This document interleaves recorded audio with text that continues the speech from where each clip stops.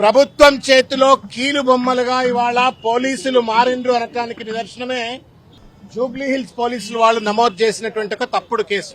Media మిత్రులకు తెలుసు, తెలంగాణ సమాజానికి తెలుసు, పోలీసు వాళ్లకు కూడా తెలుసు. గత 24 నెలలుగా ముఖ్యమంత్రి కుర్చీలో కూర్చొని రేవంత్ రెడ్డి గారు తెలంగాణ జాతిపిత, తెలంగాణ ఉద్యమానికి రథసారథి, తెలంగాణ పట్టుకొచ్చి తెలంగాణను అభివృద్ధి చేసినటువంటి ఒక గొప్ప నాయకుడైనటువంటి ఒక కేసీఆర్ గారి పట్ల ఏం భాష మాట్లాడిండు మనం అందరం చూసినాం.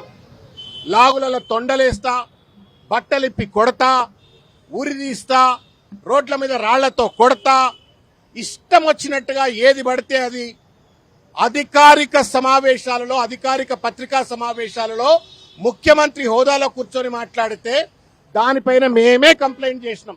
రేవంత్ రెడ్డి గారికి ఒక ప్రత్యేక న్యాయం, యాదరి కిషోర్ గారు ఒక దళిత నాయకుడు, ఉస్మానియా యూనివర్సిటీ విద్యార్థి నాయకుడు, తెలంగాణ ఉద్యమకారుడు, ఆయనకు ఒక న్యాయం ఎట్లుంటది? ఎవరు తప్పు మాట్లాడినా శిక్ష సమానంగా ఉండాలా. వారు తప్పు మాట్లాడిండ్రు అని వారిపైన ఎఫ్ఐఆర్ దర్జు చేసినావు. బీజేపీకి కాంగ్రెస్ కున్న సంబంధం ఏంది? బీజేపీకి రేవంత్ రెడ్డికి ఉన్న సంబంధం ఏంది? ఇదంతా కూడా ఒక అక్రమ సంబంధం కనబడతా ఉంది.